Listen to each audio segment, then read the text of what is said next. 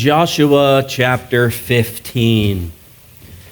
Tonight, as advertised, we are going to set the all-time Anchored Fellowship record for a number of chapters studied in a single session. We are going to take 5 chapters tonight, chapters 15 through 19. And the only way that is not going to happen is if the Lord interrupts us by returning and taking us home. And if that happens, that's okay, I suppose. In chapter 14, we got the intro line for the divvying up of the promised land to the 9.5 tribes that remained, and we're going to be settling inside of Canaan's borders. It looked like we were ready to launch into that, and then we got a really cool interruption, and that was Caleb. And Caleb had stepped forward just before Joshua and the high priest Eleazar were ready to start giving out those land allotments. And Caleb said, "Hold everything. Hold on just a second. The Lord gave me a promise 45 years ago, and I'm ready to cash in on that promise. I'm ready to pick out my plot of land." And you know what Caleb did? Caleb wanted the mountains, and he wanted not just the mountains, but mountains filled with giants. He wanted uphill battles against giants. So that was a great interruption because of just how inspiring we find Caleb's story to be, and all of the stuff that you can learn as a Christian from a passage like that. I mean, he teaches us about great faith. He teaches us about bravery, having complete confidence in the Lord, a whole host of things beneficial to us as Christians. And on top of all of that, Caleb was a Gentile. So he's like one of the Old Testament heroes of the faith for us non-Jews, us Gentiles. We can point to Caleb and say, hey, he's one of us. That guy wasn't a Jew, but he had the kind of faith that would impress even the Jews, kind of like the Gentile that Jesus bumped up against, the centurion. Maybe you've watched The Chosen, season 4, episodes 4 through 7. The Roman official that had great faith in the Lord, so great that he said, "You don't even have to come to my house. If you just speak the words, I know he's going to be healed." Jesus marveled at faith like that in the New Testament, and he pointed his followers to that faith and said, man, he's showing up all of y'all in Israel. That Gentile showing up you Jews. So a great inspiration, whether you're a Jew or a Gentile, from the story of Caleb. But with that welcomed interruption over, Joshua and Eleazar now are ready to resume. They're ready to pick back up where they started and divvy out, assign those land allotments for the remaining 9.5 tribes. And just so we know, that is what's left. The 2.5 tribes, Reuben, Gad, and half of the tribe of Manasseh, have settled outside of the land of promise. How many times have you heard that in our studies? So that aside, and also the fact that the tribe of Levi is a special consideration tribe.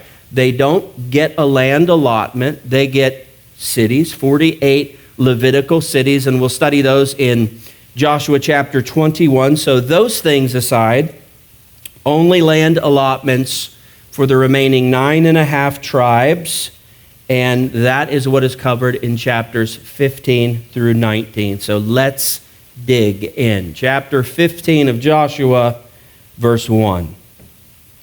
The allotment for the tribe of the people of Judah, according to their clans. So that is where we begin. We begin with the largest tribe, the tribe of Judah. And this entire chapter, chapter 15, is dedicated to just that tribe and identifying their borders within the promised land. And also, when you get down to verse 20 and 21, you'll see that we are also given out a list of cities that they will inherit and then will have to subsequently go in, conquer, and possess. So that starts at verse 21. from verse 1 to verse 20. That is a list of the borders, and what we have given to us first is the southern border, and that is verses 1 through 4. And then we are given Judah's eastern border. That is given to us in the first half of verse 5, and it needs less than a verse to do that, and that is because the Dead Sea serves as Judah's eastern border. So if you want to know what the eastern border is in Judah, you go to the Dead Sea, you follow that up until you hit the Jordan River, and that is the eastern border. Also, in the second half of verse 9, the northern border for Judah is given to us, and that's given in full from verses 5 through 11. And it takes so many verses there because the land allotment for Judah actually stretches all the way across the Promised Land, from the Dead Sea to the Mediterranean Sea. So it's quite a border to establish. And let me show you that on the map. We're going to bring that up real quick here. And I see it's a little stretched, so that probably doesn't help too much. You can all read all these names in here, right? All these cities. No, I can't even read them, and I'm standing right by it. So here you have the tribe of Judah. We should know that they're southernmost because, the tribe of Judah, it ends up becoming known as the land of Judea in the time of the life and ministry of Jesus. But that's Judah. You see the Dead Sea. Here's their eastern border. Go up to where it hits the Jordan River. That's the end of it. And here's that northern border coming all the way across the entire stretch of land, all the way to the Mediterranean Sea. All right, you can put that down. We'll bring that up at the end after we've talked about all of the other land divisions and allotments. But that's the northern border. And then Judah's western border is given to us in verse 12, and we only need one verse to tell us about the western border, because why? You just saw it. What's the western border? The Mediterranean Sea. Yeah, go till you hit the Mediterranean Sea, and then up and down, that's the western border. Verse 13, according to the commandment of the Lord to Joshua, he gave to Caleb, the son of Jephunneh, a portion among the people of Judah. So if you don't know this already, Caleb's inheritance, his chunk of land, is actually situated within Judah's borders. And you can see that on the map when we look at it later. It's called Kiriath Arba, which is also known as Hebron. That's the plot of land that Abraham sojourned in, we would say lived in, but sojourned in for quite a while before the famine and the diversion down to Egypt for survival. So reading on, it says Arba. Arba, does that name sound familiar? It's a city, but it's also a name of a guy, actually a giant. If you look back to Joshua chapter 14, verse 15, we are told that this guy was the greatest giant of all time. So he's the Muhammad Ali of the giants. And he was the father of Anak, reading on here, the father of Anak. And Anak was the father of all of the Anakim. And that's a name you'll want to get familiar with, because we're going to be reading about the Anakim quite a bit in the Old Testament. It's a city of giants. Verse 14, and Caleb drove out from there the three sons of Anak, Shishai, which sounds way too feminine to be a giant's name, but let's face it, no one made fun of him. He's not exactly the kind of guy to get picked on in the schoolyard. He's a giant, so feminine name and all. Caleb conquered Shishai and Ahiman and Talmai, the descendants of Anak. And I would say good for Caleb. He's proving out he is not just a man of words. He made some pretty big statements in chapter, I almost said chapter 23. No, that's our Acts study. Chapter 14. Made some pretty big statements, but this guy wasn't just talk. He was action too. He backed those talks up. He wanted to take on and conquer giants, and by golly, Caleb did just that. Verse 15. And he went up from there against the inhabitants of Debir. Now the name of Debir formerly was Kiriath Sefer. And I'm going to just quickly, because we've already said that prefix Kiriath twice in this chapter. I just want to point out to you what that means. When you see that word Kiriath before the name of a city, that is actually a prefix that means a walled city or a fortified city. So Kiriath Arba, that is the walled city or the fortified city of Arba. Didn't really need fortified. It already had giants in it, but it was fortified too. And then here we have Kiriath Sefer, another walled city, another fortified city. And it was a tough one. And you know it was a tough one because Caleb has to seek out help to conquer this fortified city of Sefer. Verse 16, and Caleb said, whoever strikes Kiriath Sefer and captures it, to him I will give Achsah, my daughter, as wife. Verse 17, and Othniel, the son of Kenaz, the brother of Caleb, captured it, and he gave him Achsah, his daughter, as wife. You heard that right. And if you were looking at your text, you read that right.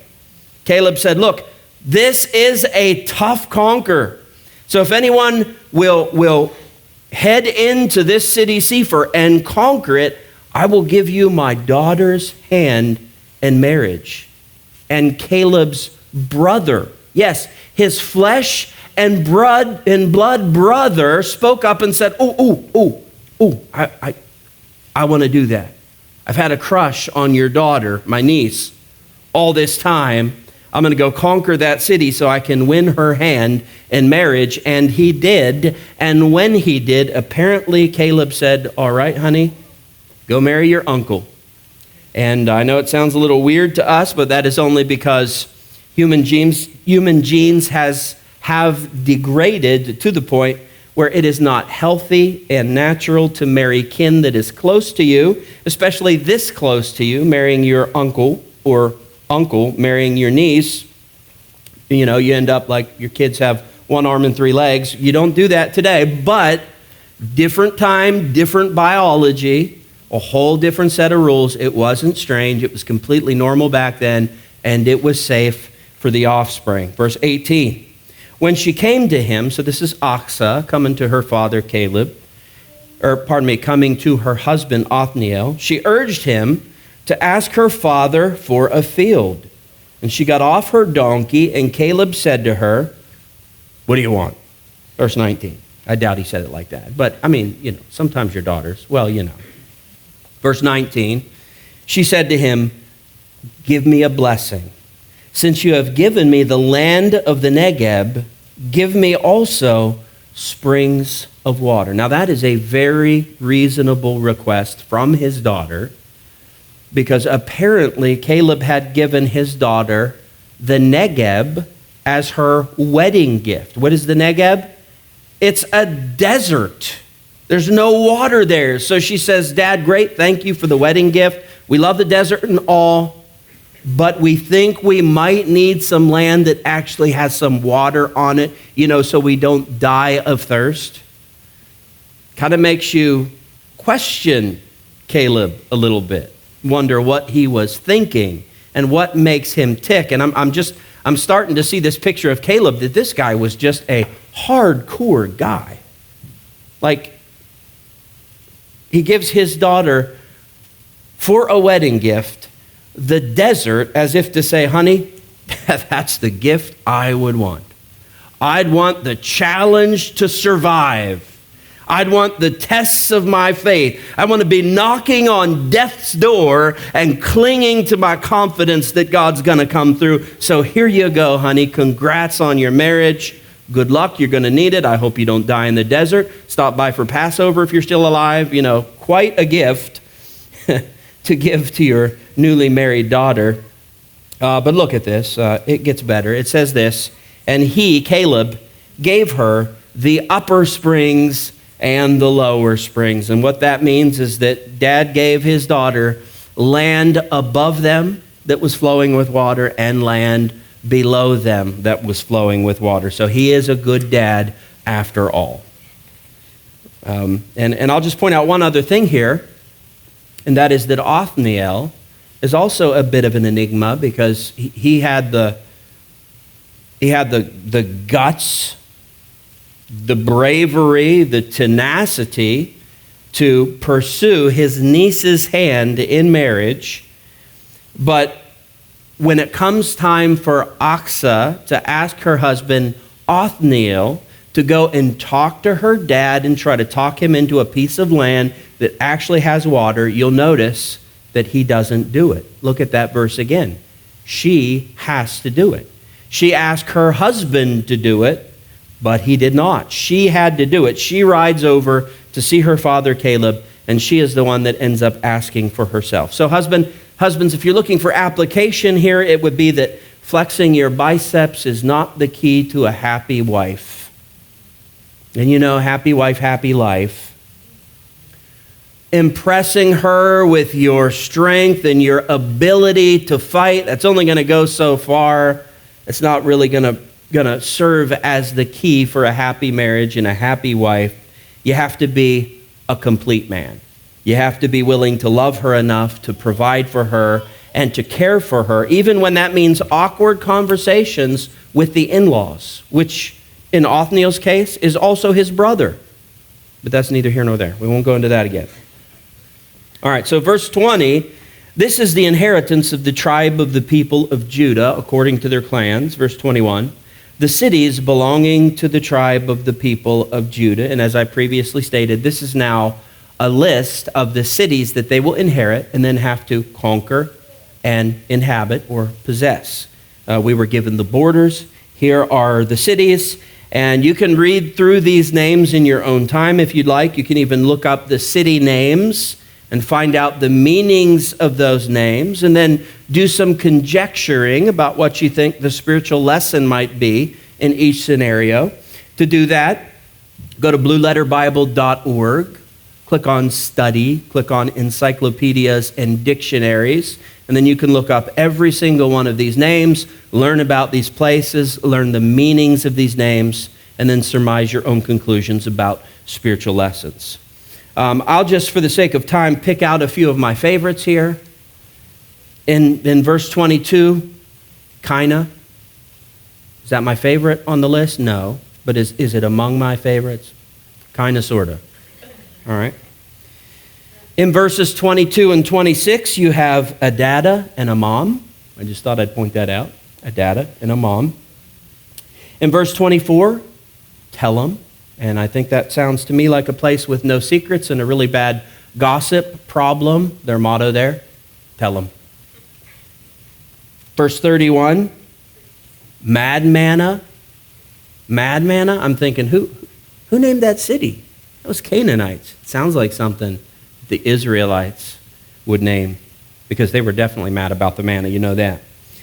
In verse 40, Cabin, and yes, if you look at this on the map, Cabin is in the mountains where you would expect it to be. Good place for Airbnb. Anyway, enough of that. Skip down to verse 63. It says, but the Jebusites, the inhabitants of Jerusalem, the people of Judah, could not drive out. So the Jebusites dwell with the people of Judah at Jerusalem to this day. Now be careful with verse 23. I think it's really easy to get the wrong idea here because it says, Judah could not drive them out. And does that mean they could not do it militarily? No, it can't possibly mean that. Because if you remember from Joshua chapter 10, the king of Jerusalem, Adonai-Zedek, he actually formed a 5 southern city alliance against Israel. They pushed up north and they attacked Israel right there about in the center of the land. And what happened? Israel right there in the center of the land wiped them all out. All 5 of those kings with all 5 of their armies. So that means back down south in Jerusalem, they have no army. They're only civilians down there in Jerusalem. So as of Joshua chapter 15, verse 63, The people that we're talking about in Jerusalem that they could not drive out, these are civilians. Could they have possessed the strength to drive them out? Of course. Of course. It had nothing to do with military capability. They didn't fight and lose a battle to the Jerusalem Jebusite civilians. No, that's not what happened here. And furthermore, you remember the promise of the Lord. The Lord said, the fighting's different now. You're not fighting as a unified nation of 600,000 soldiers strong. You're fighting as individual tribes, but the Lord promised the plan is no different. I'm still going to be with you.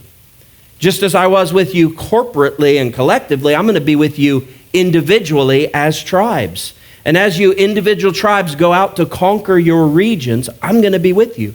I'm going to fight for you. And the Lord even said this, I will drive out the enemy before you.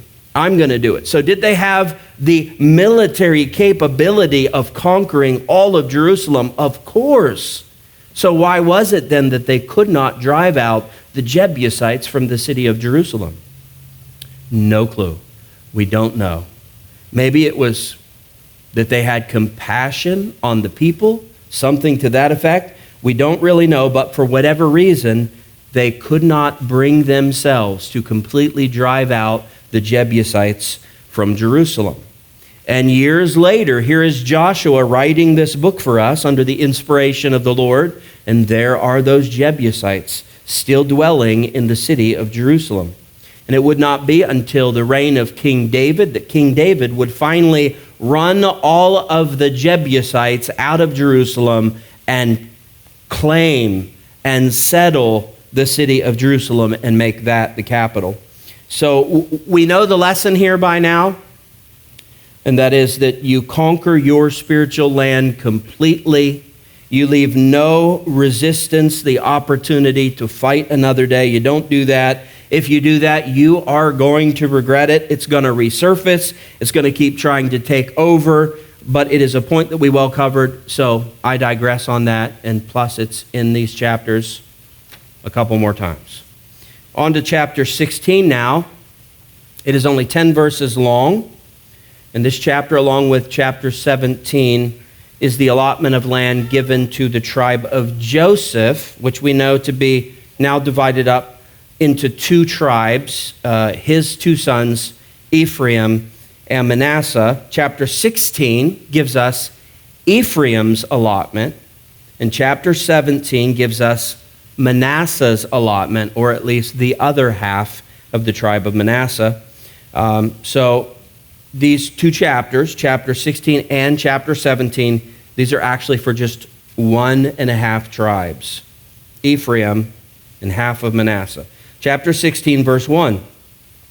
The allotment of the people of Joseph went from the Jordan by Jericho, east of the waters of Jericho, into the wilderness, going up from Jericho into the hill country to Bethel, verse 2. Then going from Bethel to Luz, it passes along to Ataroth, the territory of the Archites, verse 3.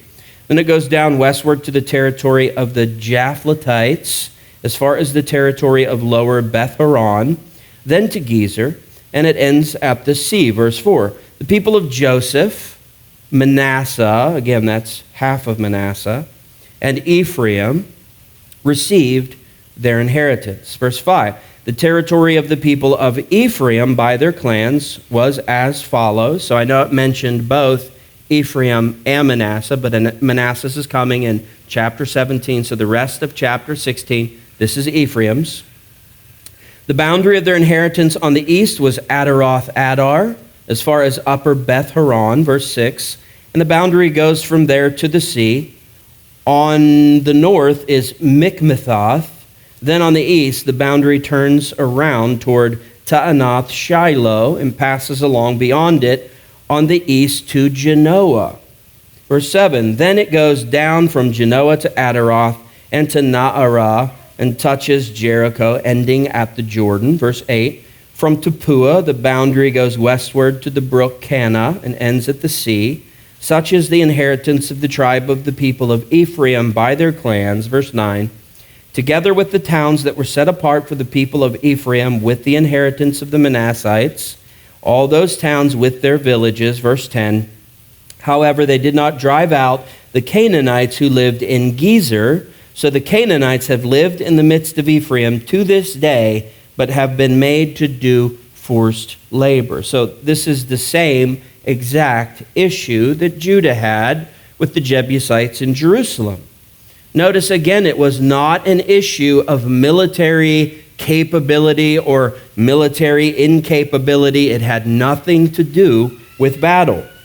You read there with me in verse 10 that Israel chose to subjugate these Canaanites into forced labor rather than driving them out. Now, tell me, what is easier to do?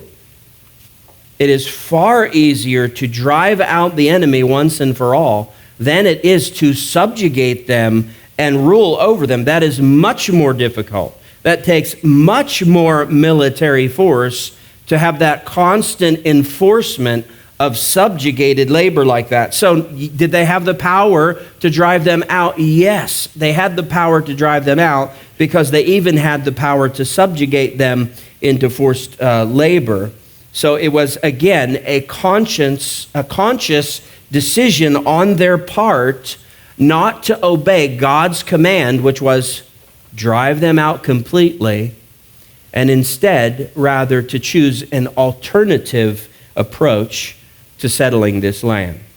And the Bible is telling us again this same lesson about obeying God and obeying Him completely, because whatever point you don't obey God in, that's going to be the very point that causes you your own suffering in the future to come. So again, we get this lesson.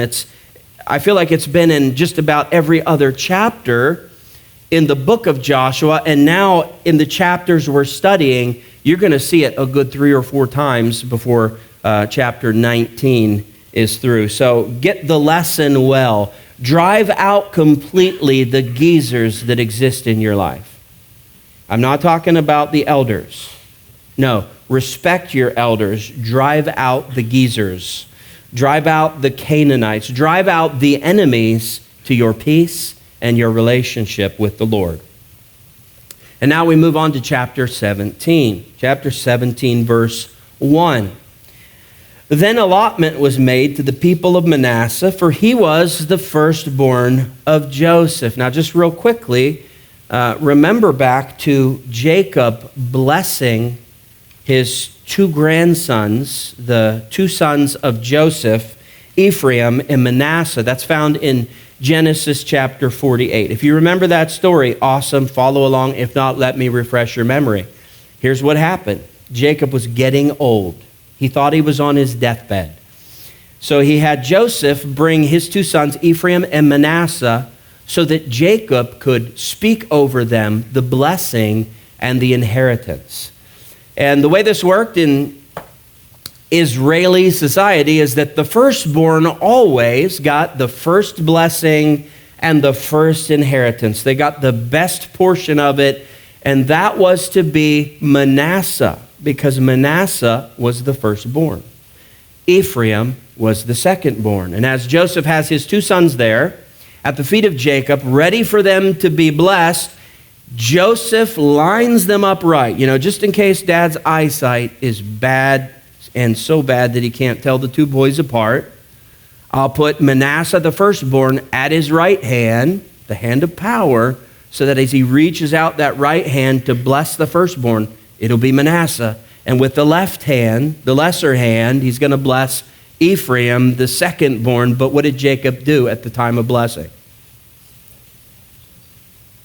He crossed his arms and he put his right arm, his right hand, on the younger Ephraim and his left on Manasseh. And Joseph tried to stop him. Dad, no, you got it wrong. You got your right hand on the secondborn. Manasseh is the firstborn. Get your right hand on Manasseh. But Jacob knew what he was doing, didn't he?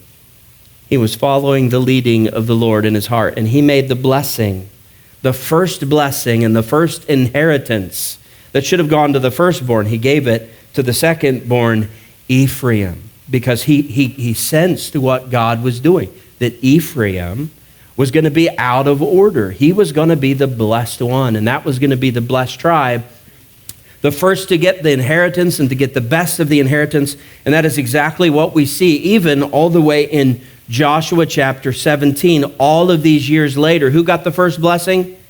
Ephraim. And I don't probably need to tell you, Ephraim got the choicest of land. I mean, you go to the sections today that were once Ephraim.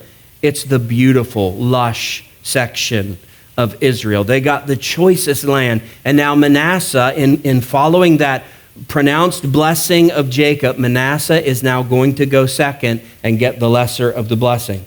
And you can read down through this on your own time to get all of the details of the land allotment for the other half of the tribe of Manasseh, the tribe that remains, the half that remains. Beginning at verse 3 here, you'll find the allotments for Zelophehad's daughters. Do you remember that story from Numbers chapter 26 and 27? Zelophehad, he had no sons. He only had daughters. So his daughters, Mahlah, Noah, Hoglah, Milcah, and Tirzah, the ones that I affectionately refer to as the farmer's daughters, straight out of Hee-Haw. Well, they were requesting and granted approval for receiving the inheritance of the land on behalf of their father because he had no sons. Well, here's where that request is fulfilled, and you can read all about that if you'd like. And you can look at verses 12 and 13 as well, which shows us more of the same problem that many tribes were having, that for some reason had nothing to do with military capability, but for some reason other than that, Manasseh here as well just could not oust some of the Canaanites that were still embedded within the cities that they had inherited. And we read there that they weren't initially strong enough to subjugate them all, because it was quite a pocket of resistance. But eventually, half of that tribe of Manasseh becomes strong enough that they can subjugate those that still remained, rather than, again, driving them out. But it is what it is here as well. Skip down to verse 14, because this gives us a fresh story with a powerful lesson behind it. Verse 14, then the people of Joseph spoke to Joshua, saying, why have you given me but one lot and one portion as an inheritance, although I am a numerous people, since all along the Lord has blessed me? Verse 15, and Joshua said to them, if you are a numerous people, go up by yourself to the forest, and there clear ground for yourselves in the land of the Perizzites and the Rephaim, that means giants, since the hill country, the mountains of Ephraim is too narrow for you. Verse 16, the people of Joseph said, the hill country is not enough for us, that's true, yet all the Canaanites who dwell in the plain have chariots of iron, but those in Beth Shean and its villages, and those in the valley, both those in Beth Shean and its villages, and those in the valley of Jezreel. Verse 17, then Joshua said to the house of Joseph, to Ephraim and Manasseh, you are a numerous people and have great power. You shall not have one allotment only. Verse 18, but the hill country shall be yours. For though it is a forest, you shall clear it and possess it to its farthest borders, for you shall drive out the Canaanites, including the Rephaim, the giants, though they have chariots of iron, and though they are strong. So what an awesome little story I think that is, that Ephraim and half of Manasseh are discontented right away with their land allotments. It's just not enough. It's not big enough. Look at our numbers. We feel like we merit a whole second allotment. We think we need borderline double of what you gave us, Joshua. And keep in mind, it was the Lord that was deciding these lots. So this initial allotment that they were both given, well, it would have been fair. It would have been what the Lord wanted in his sovereign control of the lots that were being cast. That's what the Lord had decided for them, but they decide for themselves, not good enough. And Joshua says, hey, no problem. If you're discontent, if you don't think you got enough land, guess what? There's plenty of land available.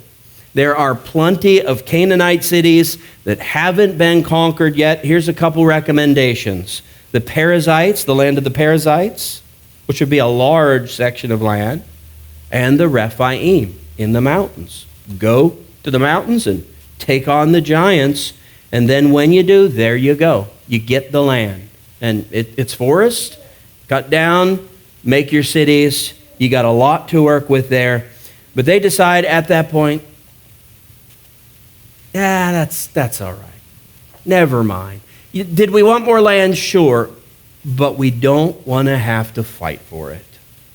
I mean, we've got swords and sticks, and they've got chariots. That's pistols versus tanks. We want nothing to do with that kind of warfare. No thanks.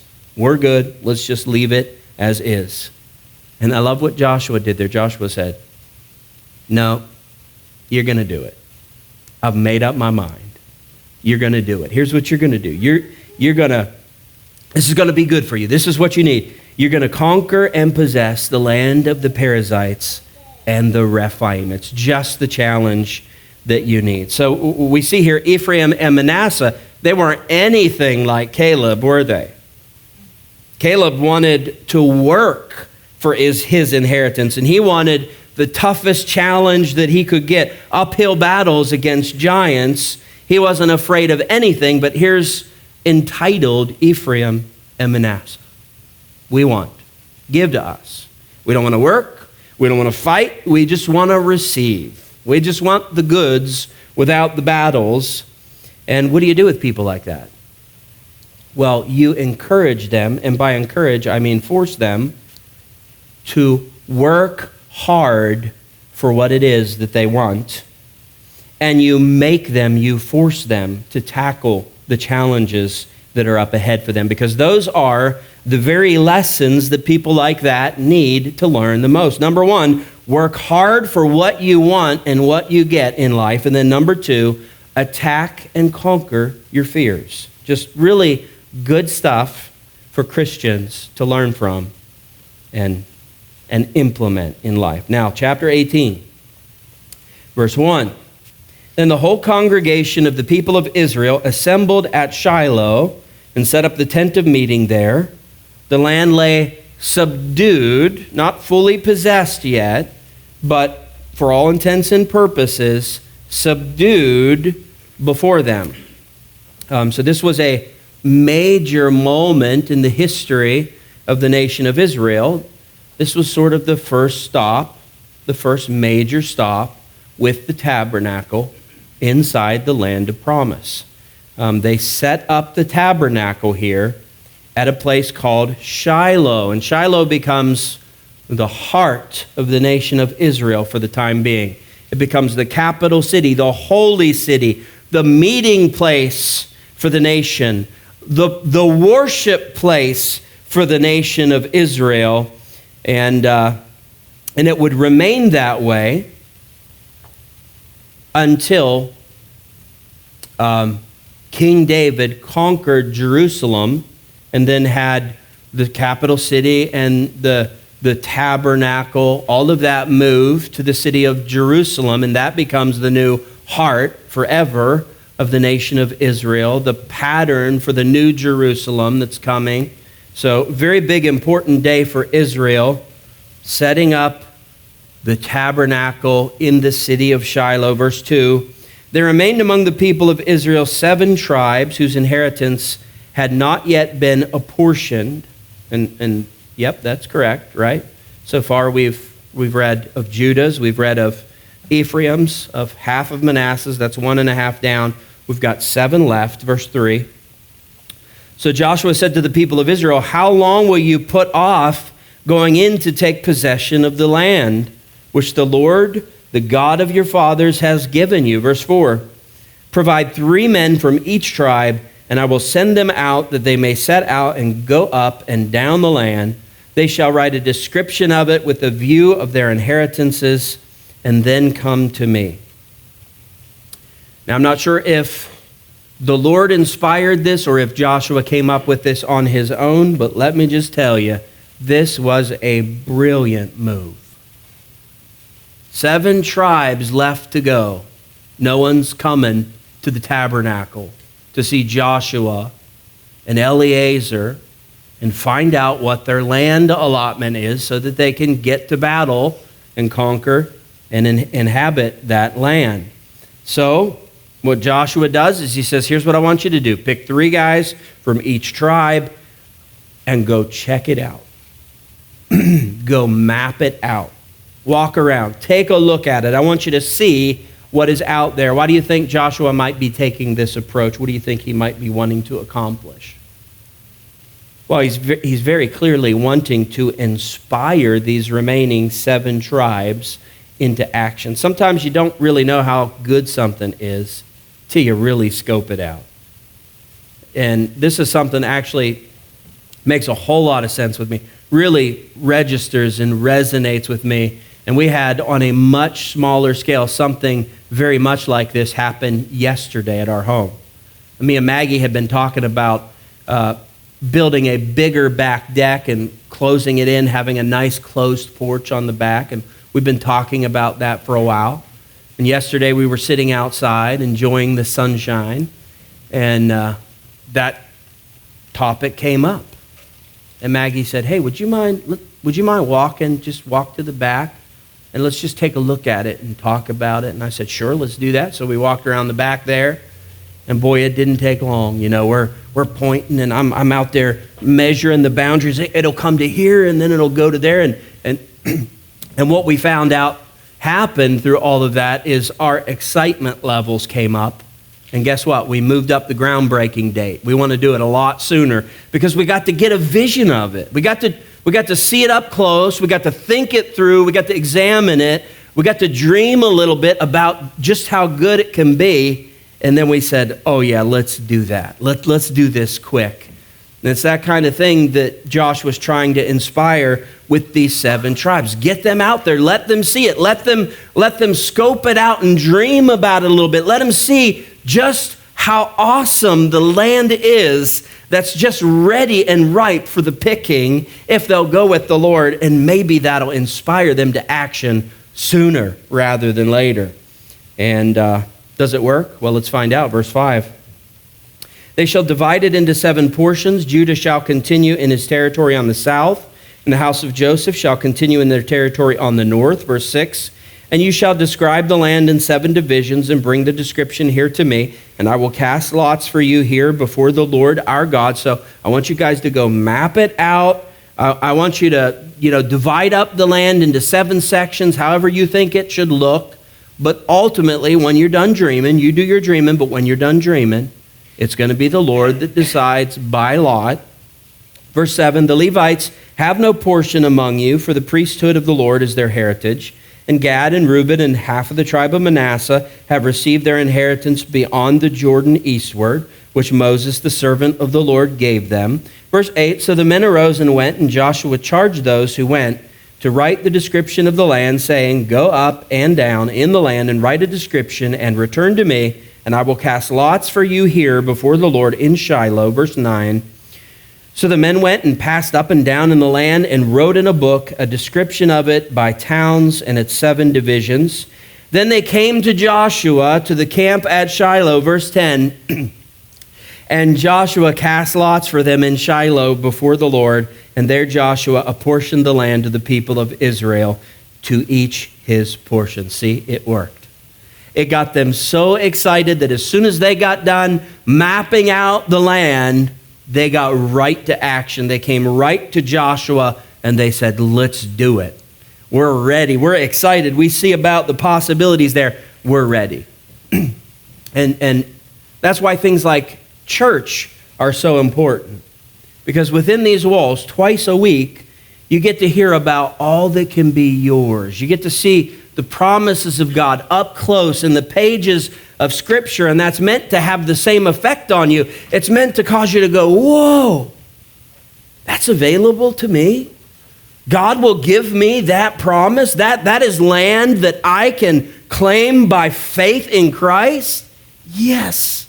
That's why we do what we do. We want you to see it up close and personal. We want you to dream about the promises of God and what that might look like in your life, because that is going to, or at least it should, move you to action and keep you going, keep you determined in your quest to receive, to attain the promises of God.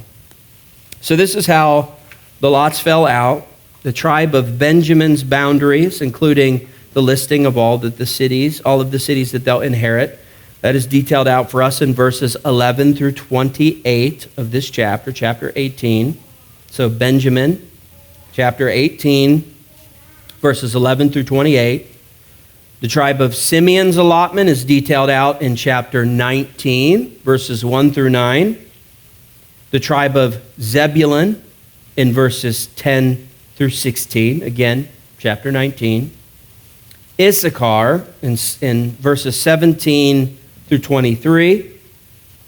Asher in verses 24 through 31. Naphtali in verses 32 through 39. Dan in verses 40 through 48. So that's all of them. That's 7 tribes. And then you add in Judah, Ephraim, and half of Manasseh from chapter 15, 16, and 17. And then you add in Reuben, Gad, and the other half tribe of Manasseh. That gives you 12 tribes. So all 12 tribes at least know where they are supposed to be. There's work to do, but they all know where they're supposed to be. And I'll show you that on the map real quick here before we finish out and call it a night. So just to look at these, there's the 3, East Manasseh, Gad, Reuben, outside the promised land. Inside the promised land from top to bottom, Asher, Naphtali, Zebulun, Issachar, West Manasseh, Ephraim, Dan, Judah, and Simeon. All right, so that's all of them. And that's what that looks like on the map. You can go home and study that until your hearts are content. But let's now skip down to verse 49 and close out for the evening. Chapter 19, verse 49. Now when they had finished distributing the several territories of the land as inheritances, the people of Israel gave an inheritance among them to Joshua, the son of Nun. Well, I should think so. The leader should have a place to live. Verse 50. By command of the Lord, they gave him the city that he asked, Timnath-Serah, in the hill country of Ephraim. And he rebuilt the city and settled in it. Verse 51. These are the inheritances that Eleazar the priest and Joshua the son of Nun and the heads of the fathers' houses of the tribes of the people of Israel distributed by lot at Shiloh before the Lord at the entrance of the tent of meeting, the tabernacle. So they finished dividing the land. And just so you know, Joshua here chose a place called Timnath-Serah for his inheritance. And I want you to know there were giants in that city. There were giants in them thar hills. He was really a kindred spirit with Caleb. He picked the exact same kind of land. He picked a mountainous region that was filled with giants. Joshua wanted the same thing that his close buddy and pal from the first generation, Caleb, picked: uphill battles against giants.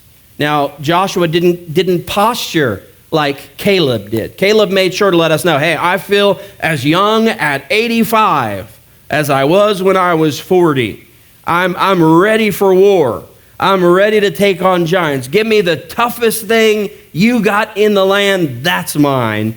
Joshua didn't posture like Caleb, and because of that, this often gets missed in the reading of the story, and Caleb gets all of the quote-unquote glory for his great faith and his desire to keep challenging that great faith. That's the outlet you need for great faith, right? Great faith needs giant obstacles to continue to test it and refine it and strengthen it and keep it vibrant and healthy. Well, Joshua doesn't get the credit, but we just read it. It's right there. Joshua picked the same kind of land with the same kind of challenges. Joshua, of course, was just like Caleb in that he was a giant in the faith and needed those giant tests to stay sharp.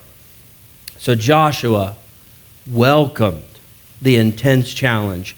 Do you welcome those intense challenges in your Christianity? No, me either. Let's close the study out. No, I'm kidding. Now with that, we will conclude the study for this evening. And now let me just real quick before we pray and go home, give you some homework. Anyone have any idea what your homework might be? Here's your homework. Listen to this teaching again online. And for all of the verses that I did not read tonight, you read them. And if you want extra credit, look up all of the names of the cities, write out their meanings, give me your conjectures about the spiritual messages there. And if you'll do that, I'll give you the extra credit. That's going to be 10% of your grade at the end of the semester. All right, stand with me.